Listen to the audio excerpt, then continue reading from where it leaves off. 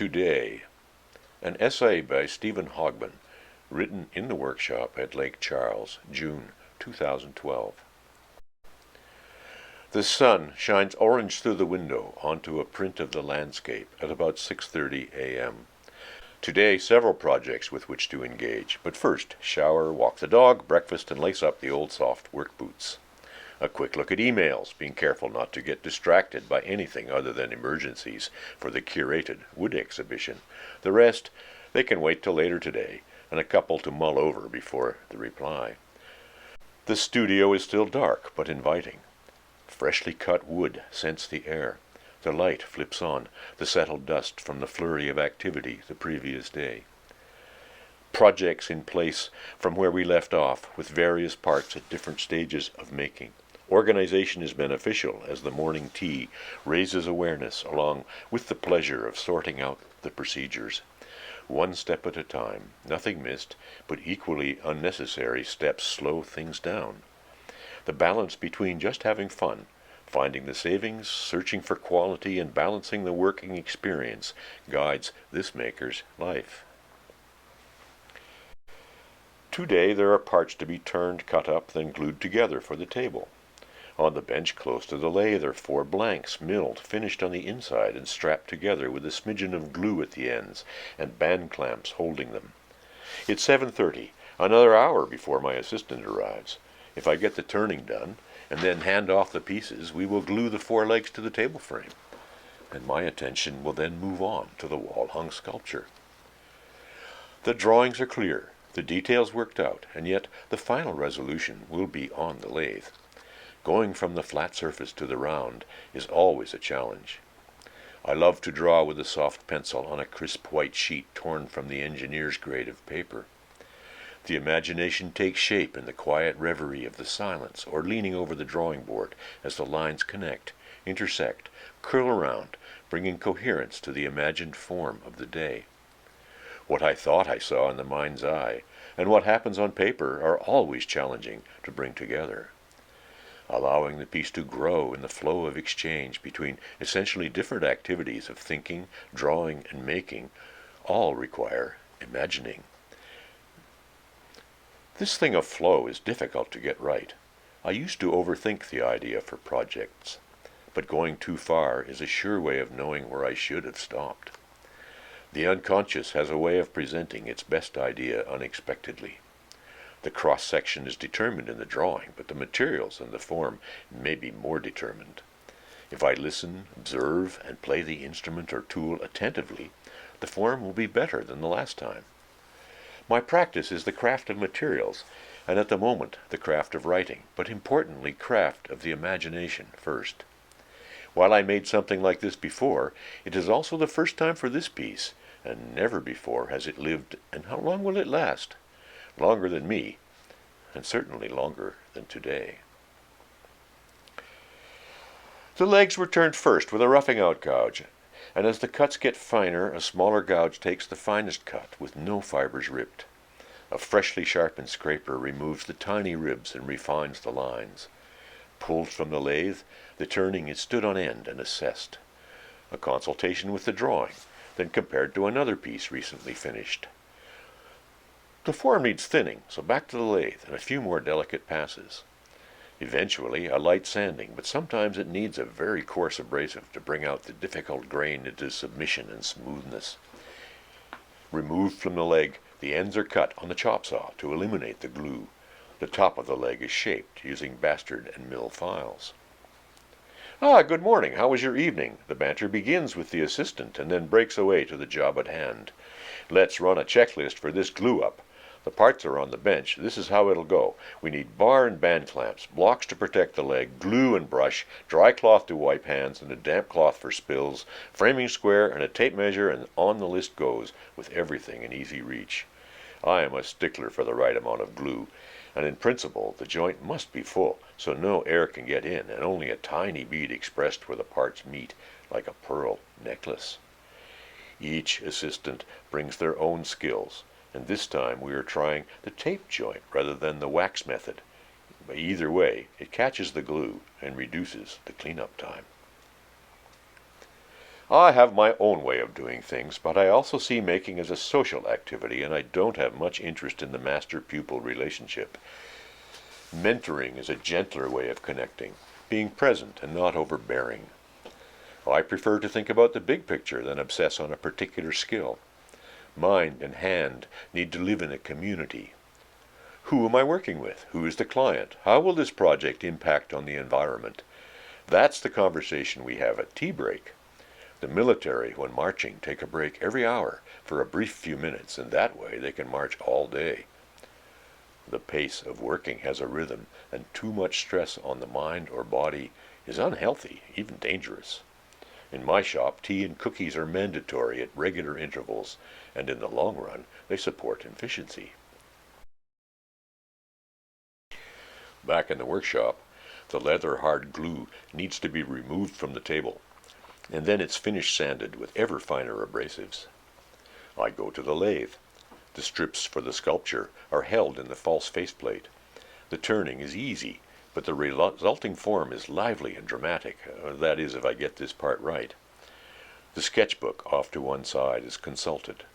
The concept of flow thought about, or more accurately, felt about. It is as much an emotion as a conceptual target, a subjective feeling as an objective to be measured.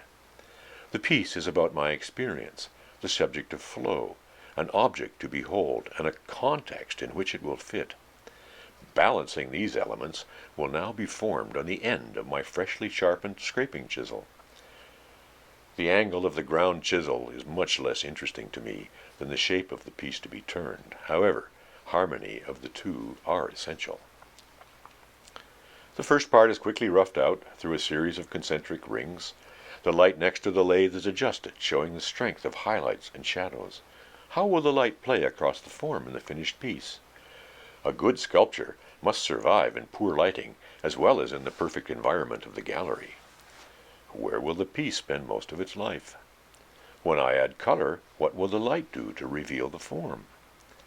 The chisel gets sharpened again, and the final pass across the surface leaves the finish close to what I need. The light sanding, which after many years shows that my skills do develop with every project. Things get better, but perfection is never achieved, and certainly not quickly. Sometimes we make mistakes. Indeed, mistakes happen almost every day, and it is the ability to work with the circumstances that counts. Only occasionally is something remade. Twice over the decades of making, drawers came out the wrong size. I always tell a new assistant, it's okay to make mistakes. I make them all the time. What's important is how do you handle the problem, and how do you turn the mistake to your advantage. Often new creative ways will come from a miscalculation, a misconfiguration, bad memory, or just not explaining clearly what I thought needed to happen. Recently I made a drawer twice as long as it should be. A huge error. It had ended up making twice as many drawers. Recently someone said they had no idea I made mistakes because the work always looks so perfect. Flattery indeed, but the reality is if you are not making mistakes, your skills are not being tested nor extended. I learned early in my career from the architects I worked with that I was much more useful after making mistakes, as I would not make the mistake again, and it may have taught me a broader understanding of the issues involved. The reverie of making is jolted by a question about how a detail is to be finished. To what level should we take this work?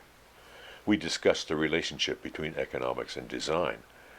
The design fits the client's budget, and then we finish the work to our usual standard. I work in an environment that is silent except for the sound of the tools. Sometimes the loon on the lake makes a call, and the occasional grunt of satisfaction at a detail mastered. Music and conversation I find distracting. When working on site, the radios played by the tradesmen makes it very difficult to concentrate.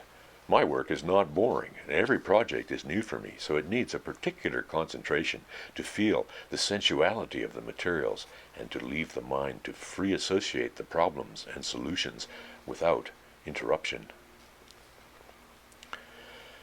We apply undercoat paint to the finished turning while it's on the lathe and then leave it to dry over lunch. And at lunch, the assistant and I have another go-round on the issues of economics and aesthetics in furniture making. The Bodgers who worked in the forests making Windsor chairs, the structures and finishes they achieved, and then comparing the urban makers who turned for William Morris and how that work was finished, the sculpture of Brancusi or Henry Moore, and the surfaces they worked towards was different and appropriate to their aesthetics. Inevitably, David Pye's ideas about workmanship of risk and workmanship of certainty enrich the conversation.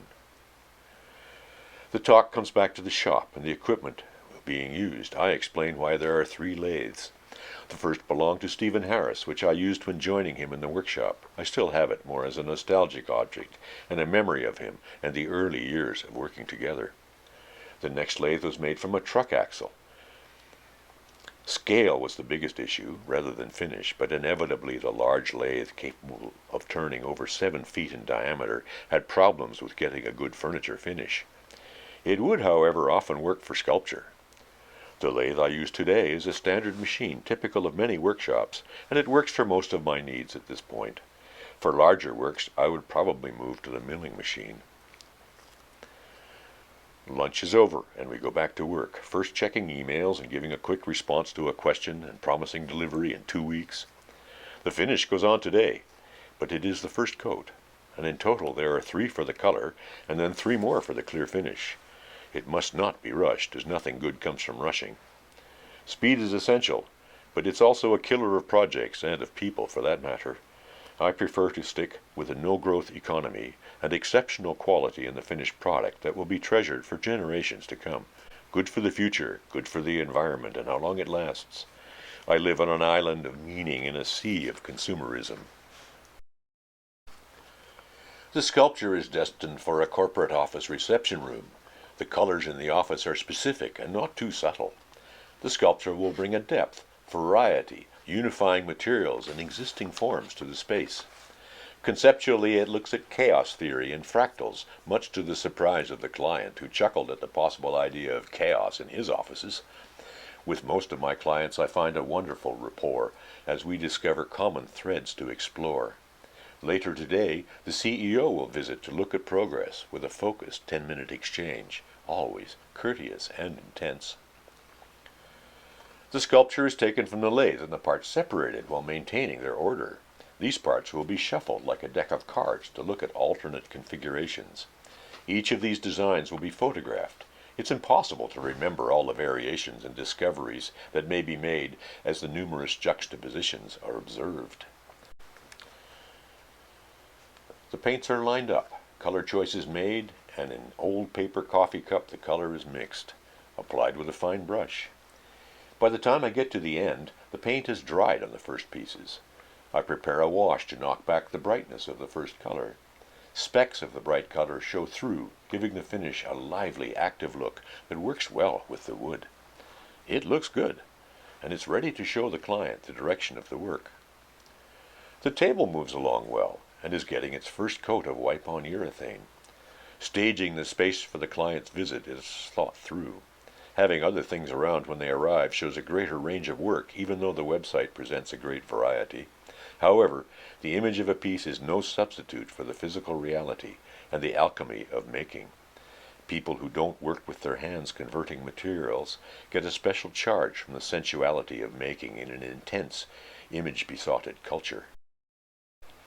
Makers need to share the magic of the process and be ready to apply the second coat on the table when they walk in.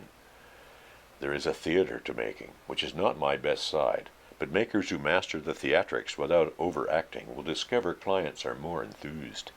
The clients need to be handed experiences which make good dinner party stories. So the parts are laid out in the order relating to the concept of the piece. Ideas of flow, water reflection, and slats of wood suggest the water's edge. The undercoat now gets its sky blue first coat of color from the artist's acrylics. It almost works, but it's not reflective enough. Interference paint adds some reflective light, and on it goes until the depths of Georgian Bay's blue waters may be felt in the surfaces. Later in the afternoon, the client circles through and spends more time than intended. The 10 minutes turns into 15 as we walk through the studio workshop looking at the work with the usual exclamations about the big bandsaw, an old pattern maker's cast iron machine, guaranteed to impress those with a technical bent.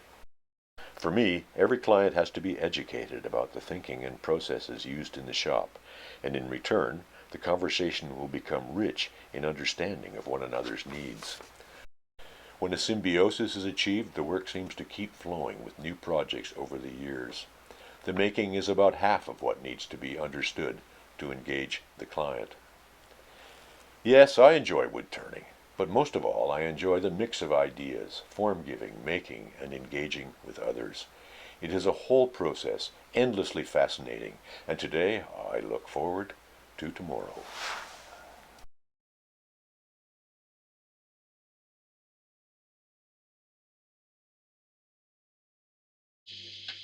Wood shop.